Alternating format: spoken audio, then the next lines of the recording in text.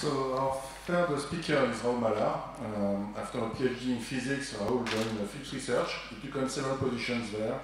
Researcher on medical ultrasonic imaging, then researcher and standardization officer on multimedia systems and MPEG-4. Then he was doing some scouting in the Silicon Valley for IPTV startups, and then he took on the head of research on multimedia applications. In 2011, Raoul joined Arcos, a leading company on multimedia devices, as a head of research and development. And very recently, he joined Sigfox as the director of innovation. Welcome, Raoul. Thank you. So what I want to give a small introduction to Sigfox and what we do, what Sigfox brings to the big data picture and in the IoT space. And I have yes, we're talking about connectivity for the Internet of Things. I'm also putting a subtitle here, which is from tiny data to big data. So a little bit to understand where the data comes from, what is data in IoT, and so we have talked a lot about gigabytes of data, a lot of kilobytes sent every second. I think we are doing something a little bit different, and this is what I'm going to explain. So I have to move my slides. So I will start with some context on Sigfox, what we do, how we do it, what is the IoT for us, and so we show a little bit where the data comes from. So what we do, what we have, so we are deploying a global network. So the idea is to have to cover the whole world with a data collection network for Internet of Things. So the idea is to be able to collect small bits of data coming from any kind of device throughout the world and collect that. And the idea is to transport that data to our customers. So basically, what we are doing, we are some kind of service provider for the IoT. So we are bringing a service to people who have devices, and they want to know what these devices are doing and what they are collecting. What we want also, the way we approach it is, we think that many devices have a very little to say, and very seldom something to say. So for example, the parking space only needs to tell whether it is full or empty. So it's one bit of data, and it doesn't empty every second. It takes minutes, hours maybe. The car is staying at the same place for hours, so it doesn't need to communicate a lot. So this is the idea: is that we really believe that most of things in the world don't need huge data pipes. They just need a small bit of data communication. And this is what we recognize in Sigfox, and this is what we are trying to build. So, and this is why I call that the tiny data. So, something I like to call it like that. So what we are doing, we are trying to connect the unconnectable. So what does it mean? It means that many things, a cow here is not connectable usually, because if you want to connect a GSM device on a cow, it will cost you a lot of money for a cow. You will need to change the battery every day. You will need to have a subscription for this cow, and so on. So it's not practical to do it. What we believe is that we can do something to connect them anyhow. So let me give you some figures on what we do and what the way we approach it, and what we have managed to do. So less than $1. So this is, in some instances, what it costs for 1 year to communicate on our network. So depending on the volume, depending on the quantity of data. it is also the target price of the communication module that is needed to put on the device. Okay, so, and this is where I say that we can bring connectivity to things which were not connectable, because the business model here, this kind of figure, we can make a business model work where in some other areas it will not be possible. Over 10 years, so this is the duration of the battery of a connected device. Again, some instances depending on your device, but you can have more than 10 years of connectivity on a single charge, which means that you can put a device in the field and forget it, and you will continue to communicate, and you can collect data.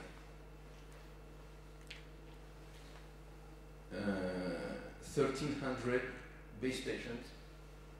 So this is the number of base stations we need to cover a country like France. So we have covered completely France, and it took us only 1,300 base stations, and this is one of the reasons we can manage to have the $1 connectivity per year, because the operating cost, the capex and the opex of this network is quite low.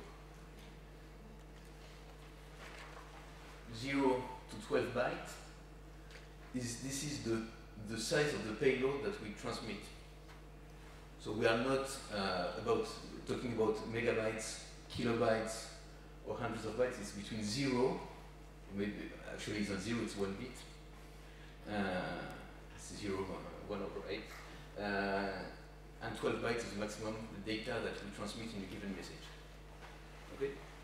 Which is more than enough for many, many, many applications.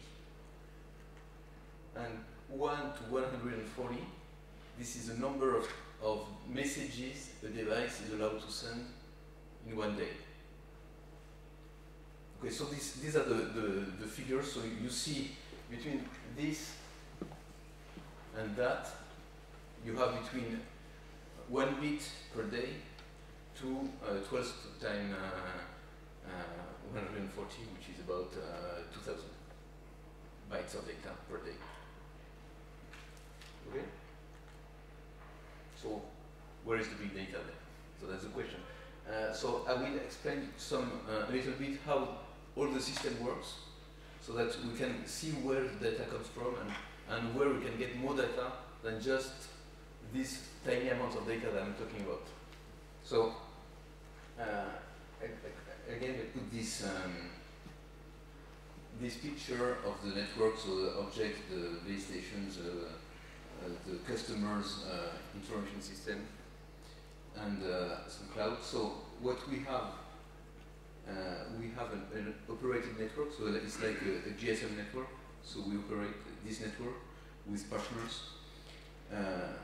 which means that if you want to deploy some data collection, you don't need to deploy your own network. If you are an utility, you are a city, you want to collect data, you don't need to deploy your own network, you just need to get a subscription, so which is completely open, so it's a public network. We have a global reach, so we can collect data all over the world, so maybe not today, we have 11 countries today, but there is a roadmap to cover the complete world. And this network is a general purpose network, so we can collect, so given the constraints I just mentioned before, we can use it to collect anything. From is someone sitting on this chair, is there a car parked here, is my bicycle stolen, is my kid at school, how much water I am consuming today, heart rate, nuclear radioactivity, whatever. You can use it for any kind of data. So, which means that there is a huge potential for data collection. The size comes from the number of devices that you can deploy in the network through the world, through the many applications. To caveats here, we are a data transportation company. So the data belongs to our customers. The payload belongs to my customers. And the customer is putting a device on the field, getting the data here. I don't necessarily know how the data is encoded, so what is the meaning of the bits I get on my network. So this is the limitation for me as a company to do statistical data analysis on what is being transported in my network. Nevertheless, I still have a lot of data, despite of this. So I'm going to explain two elements in the architecture of the network which make this more understandable. So all the objects here are not connected to the network, they are just broadcasting data. So they're sent. When they have something to say, they just say it. They send data. My data is received by multiple base stations. So any object any data sent by an object is sent by multiple base stations. So I can have some knowledge, some data, which is linked to the fact that which base station is receiving what and how many base stations are receiving what. I also have, of course, any base stations receive data from many objects, so this is obvious. I have the way our technology works is there is no synchronization of the objects, so any object can send data whenever he wants. So there is the way the object decides whether he can use the network, he can send data over the air or not, is completely random. So it's a statistical control of the access, to the spectrum, to the medium. So that's what I call statistical medium access. So any object can send data at any time at a random time instant, and can send the data at a random frequency. And so this is this randomness makes it possible to send data by many objects at the same time, or almost at the same time, and still being able to be received by the base stations. So, but to do that, my base stations are listening all the time, and the base stations are listening to the broad frequency range. So which means that I have a lot of information on the base stations which is related to what is going on in the spectrum at any point in time in this frequency band that I'm listening to, all over the world. So I have a huge data there, which is how is the spectrum used, especially since we are using ISM band, which is the license-free spectrum. So we are not using the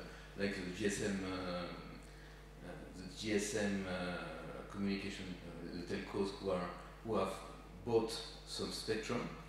We are just using like the Wi-Fi spectrum, some free of charge, some license-free spectrum, but which can be used by anyone.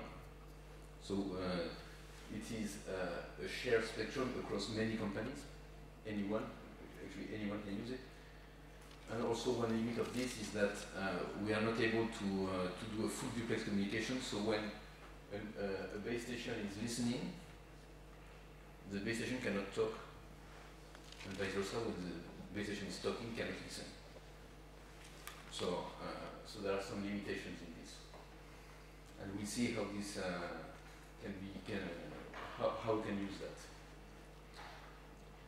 Another element in this architecture is that since we want to keep the data on the air to a minimal size, talked about 0 to 12 bytes of data, of useful data. Of course, there is more data over the air, which is about the protocol, but I want to keep this to a minimum. I am not including any routing information on the data, which is sent over the air, which is different from what you have on Internet protocol. Internet protocol, the messages that you send contain both the address of the destination as well as the address of the sender. In our case, we don't have this at all. All the routing information is located in the cloud here. So I have any device which is sending data on my network. I just need to know which device was sending data, and then I know, because I have this knowledge in my cloud, to whom this data belongs, and what do I need to do to send the data to the customer. So this is typically what I call here the device type. So for example, I have a water meter which belongs to Veolia. I know, so this water meter is sending data over the air to my network. I know the identification, I have an ID of this device. I know this device is a water meter from Veolia. Veolia wants me to send the data here. So I know, my network knows, okay, this belongs to Veolia, it is a water meter. Quite an important data, which is not on the device, it is here, which is key for the routing of my data, but which is also a good source of data for us. So, based on all what I have said, there are a number of things that we can do, so which I call here actionable data. Of course, there is the payload, which is data, which is the core of the data, the most obvious data that we can think about, which can exist in massive quantities with these kind of networks. Communication metadata, which is about when, where, which device is sending what data when, and at which frequencies, and so on. So a lot of data is available here, which is the result of the process of sending data. Data reception patterns at any antenna, at any base station, which gives me a lot of information on what is happening in the network, in my network, but also in the spectrum. So I have basically a data collection which is spread all over the world, which is listening to a frequency band. And of course, I have a lot of data in my cloud, which is related to the device types, which are sending data through my network. So all this data can be used and to build new applications, and mixing data across these elements, we can do something. Of course, who is going to be doing this analysis? Who is going to be exploiting all this data? This is something that we will see. It is not only us. It is something which has to be done, especially if you talk about the payload. It has to be discussed a little bit, and we have to find good partnerships and business models to do that. But I have okay, so some ways to use this data. So of course the first kind of data is the payload-based data to be used. So of course this is obvious that we need to do something, that someone needs to do something. So it is tricky, as we said, due to the ownership of data and the transparency of the data. So which means we as a company don't always know how the data is encoded in the packet we are transmitting. So it's not fully transparent. So do we need to go towards open data? Do we need to go towards some kind of standard APIs? And there are many of those to using data schemes to standardize at this interface what data looks like and so on. So this is many companies have opinions on that. And there is a lot of data which can be used in this network, which is not linked to the payload. and these are the first things that we as a company are going to do. One is a lot of things which are about optimizing our business, our operations of the network, which is by knowing which antennas are receiving what is the spectrum, occupancy, what is the redundancy of antennas receiving signals, what is the trend in growth of the data traffic, and so on. We can optimize the operation of the network by measuring some parameters that are sensed by the antennas. We can do some predictive maintenance on our networks, but also predictive maintenance on the objects themselves. So, for example, we know in our protocol there is one element which can be used is the battery level of the object which is sending data. So we know we can know when to change the object, when to change the batteries, when to monitor that. So we can build a lot of things around that. We can work on spectrum availability to know.